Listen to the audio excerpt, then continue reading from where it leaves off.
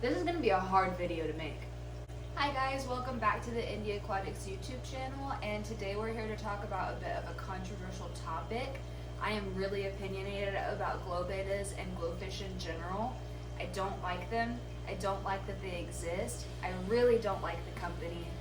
But I've wanted to make a video about GloBettas and GloFish in general for a really long time. I've done a lot of research since the GloBettas have been released in February, and I've dug up a little bit of dirt, and I'm really excited to share with you the truth about GloBettas and hopefully change your mind on whether or not you want one. So to start off with, I just want to talk about the history of the GloFish company itself. The GloFish company is actually a sister company of Yorktown Technologies, and it was founded by Alan Blake. And in 2017, it was actually sold to Spectrum brand for a $50 million deal. The original GloDanio species was originally intended for cancer research, as well as creating a species of fish that would visually respond to polluted water. The procedure took two normal golden zebra danios and bred them together, and once they had babies, they injected the embryos with a glowing protein from jellyfish or corals. After that, they breed the glowing fish together and they produce more glowing fish. But they do have to inject that first generation with the glowing protein. And that is true about all GloFish species, not just the danios. Many people in the fish keeping community don't like GloFish and would never purchase anything from their company, but the company specifically advertises to children and people who are new to the hobby and entices them with colorful images and I want it, I need it, I have it sort of advertising gimmicks that make people buy things when they don't have the proper knowledge and resources available to care for the animal. The appeal of the new GloFish, in my opinion, is the 3-gallon tank is one of the larger GloFish aquarium kits that I have seen in the stores. 3 gallons is a lot better than 0.5 gallons and actually would hold a betta pretty well. Another thing to note is that the containers that the GloBettas are sold in are actually larger than most cups that other bettas are sold in at franchise stores right now. Many people believe that the production of GloBettas actually exploits the species and that people who purchase GloBettas are treating them more as decorations than as living beings. The GloFish company especially advertises small tanks and flashy fake decor that aren't ideal for GloBetta's fragile fins. GloFish as a whole are illegal to breed by anyone who is not the GloFish company itself because they have patented and copyrighted all of their fish species. So as a consumer, I would not be able to go buy a male GloBetta and a female GloBetta to breed them together to try to sell the babies because GloFish would literally sue me.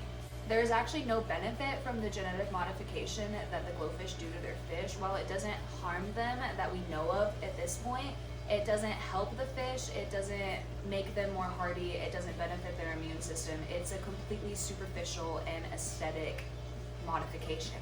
A good point to consider is that big franchise companies like GloFish do interbreed their species, which means that while the first few generations might not have genetic deformities, by the 6th or 7th generation that they're shipping fish out, the fish are going to look deformed and they are going to have visible things wrong with them. Something that I personally don't like about the new GloBettas is the sorority packs that they are selling.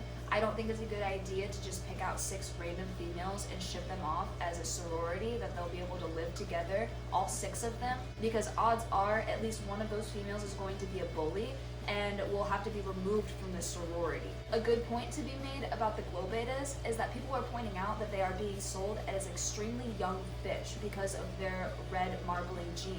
If the GloBetta's fins or the GloBetta's body are red, then they'll actually appear black underneath blue light, which is the opposite of the effect that you would want when purchasing a GloBetta. Any breeder who actually cares about the well-being and the quality of the animals that they produce puts way too much time, money, and energy into raising the animals to actually make a living off of the animals that they raise. A lot of the time, every cent they make goes right back into the business that they're trying to fund. Reputable breeders don't typically have $50 million companies because the cost of maintaining the health and happiness of the animals costs way more than the profit that they make. The bottom line is, if you want a GloBetta, you probably could take your $40 to a reputable breeder and end up with a fish that looks better, acts happier, and lives longer than a GloBetta or any other betta that you can get at a franchise pet store.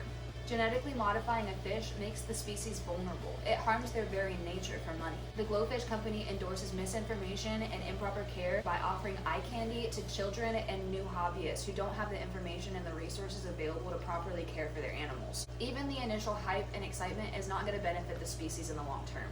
The real problem lies in the big corporations. Franchise pet stores seem to be held accountable for the companies that they support and for the circumstances that they subject their animals to. While I really don't like the GloFish company, and I personally probably won't buy a GloBetta, I hope that every GloBetta that does exist finds a happy home and lives a long, healthy life. Well, that's it for my opinion on GloBettas and the GloFish company. If you like the video, go ahead and leave a like and a nice comment. It really helps us out, and we'll catch you in the next video.